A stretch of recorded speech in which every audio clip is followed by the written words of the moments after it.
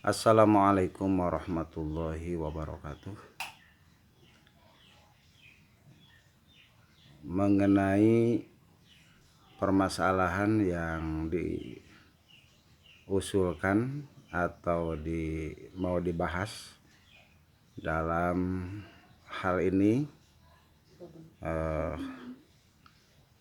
secara agama, wabil khusus kaitan dalam pelaksanaan nikah, walinya itu siapa. Menurut agama, bahwa yang berhak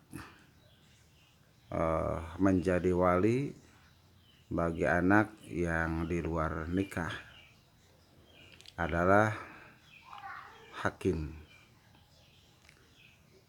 Meskipun ada salah satu pendapat yang disampaikan oleh Al-Imam Abu Hanifah bahwa bisa menjadi wali nikah untuk seorang anak perempuan yang hamil di luar nikah oleh sohibul mani, artinya orang yang atau bapak secara biologis dari anak tersebut, meskipun melakukan itu di luar nikah atau sebelum nikah. Kemudian tentang waris bagi perempuan yang hamil atau laki-laki atau perempuan yang hamil di luar nikah hanya bernisbat kepada ibunya saja.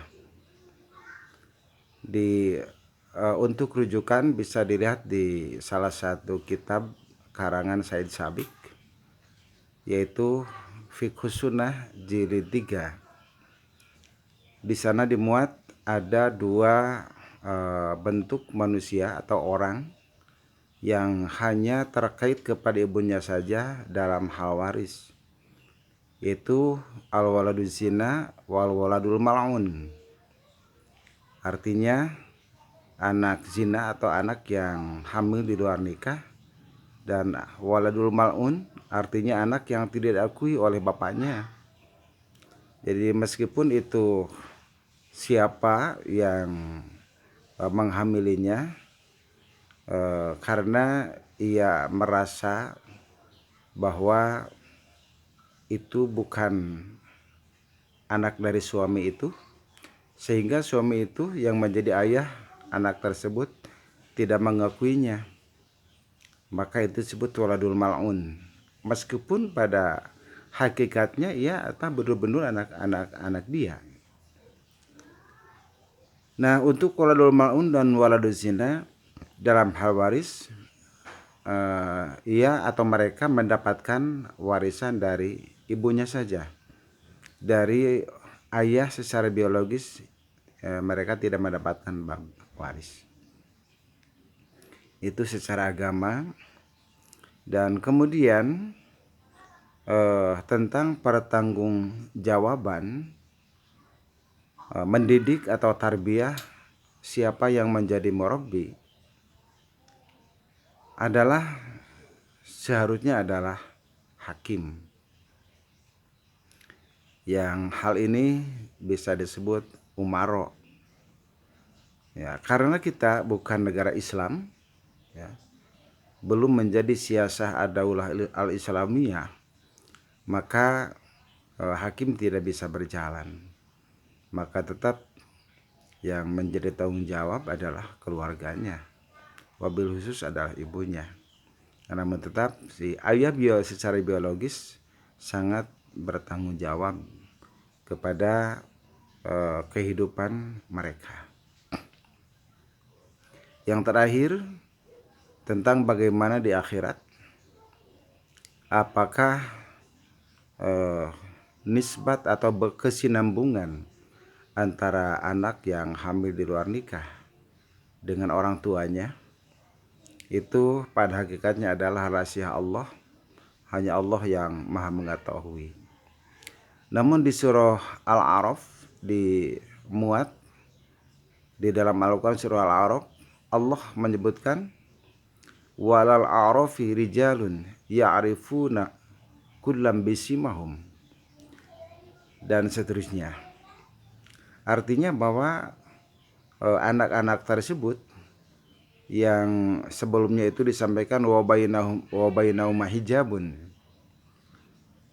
di antara surga dan neraka itu ada sebuah tempat antara surga dan neraka, dan mereka di situ tempat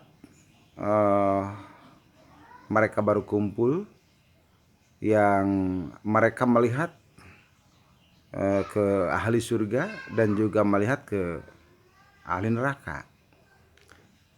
Ketika melihat para penghuni surga, mereka berharap ingin sekali masuk surga. Namun lam yadkhuluha, namun mereka tidak bisa masuk ke surga tersebut.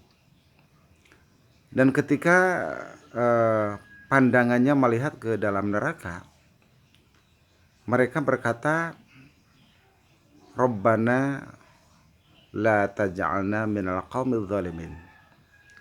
Wahai Tuhan kami, janganlah sekali-kali kami dijadikan kelompok orang-orang yang zalim.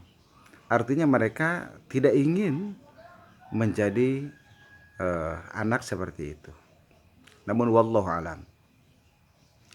Yang dimaksud wallahu alam, apakah amal-amal yang diperbuat selama hidup di dunia apabila ia hidup lama, setelah dewasa dan mereka berbuat baik atau amal soleh atau berbuat yang tidak soleh, apakah mereka mempertanggungjawabkannya? Wallahu alam. Namun secara umum, ketika Allah menjanjikan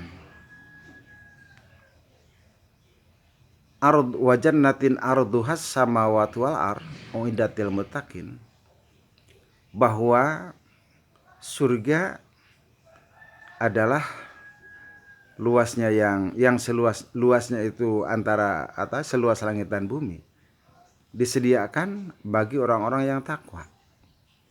Ketika mereka beramal soleh, taat kepada Allah dan Rasulnya, berarti mereka menjadi muttaqin. Maka dari sisi itu, Allah tidak memilah-wilahkan atau membeda-bedakan apakah yang beramal soleh, yang bertakwa itu orang yang normal atau yang hamil atau lahir di luar nikah. Allah tidak menyebutkan itu, hanya menyebutkan uiddatil muttaqin. Artinya menurut ayat tersebut secara umum mereka berhak menjadi penghuni surga. Kemudian ketika amal itu tidak baik atau berlaku maksiyah, apapun yang mereka perbuat, Allah akan memperlihatkannya dari amal keburukannya tersebut. Dan ketika amal itu tidak mendapatkan ampunan dari Allah, maka hukumannya tetap neraka. Walladzina kafaru wa kadzdzabu biayatina ulaika ashabun nar hum fiha khalidun. Mereka kufur dan membohongkan, mendustakan ayat-ayat kami, sehingga mereka tidak mau berbuat atau beramal soleh karena mereka kufur kepada ayat-ayat Allah, maka mereka berhak masuk neraka.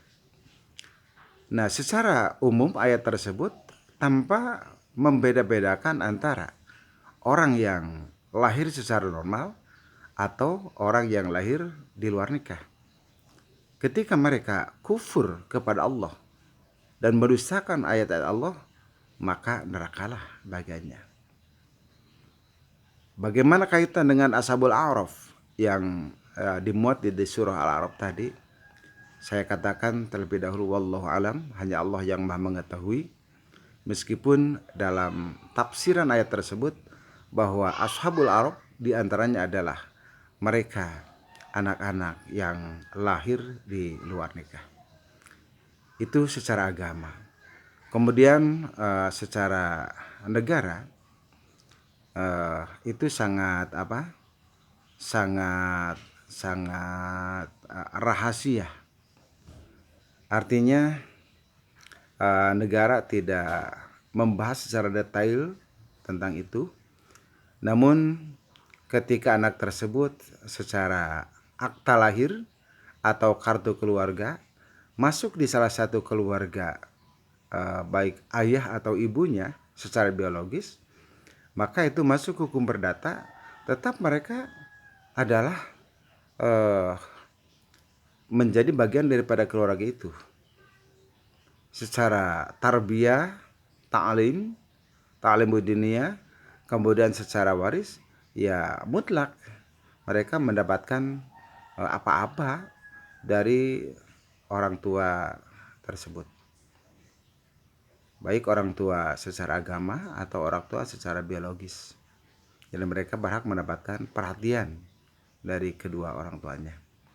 Dan kemudian tentang bagaimana harta keturunan atau warisan dari orang tuanya secara negara, ya ketika itu masuk kepada keluarga, ada di dalam anggota keluarga, dan di kartu keluarga termasuk bagian daripada keluarga tersebut, maka secara negara mereka berhak mendapatkan warisan atau tirikah dari kedua orang tuanya, bukan hanya ibunya saja. Namun tadi yang saya sampaikan adalah secara agama. Secara agama hanya terkait kepada ibunya saja. Wallahu alam.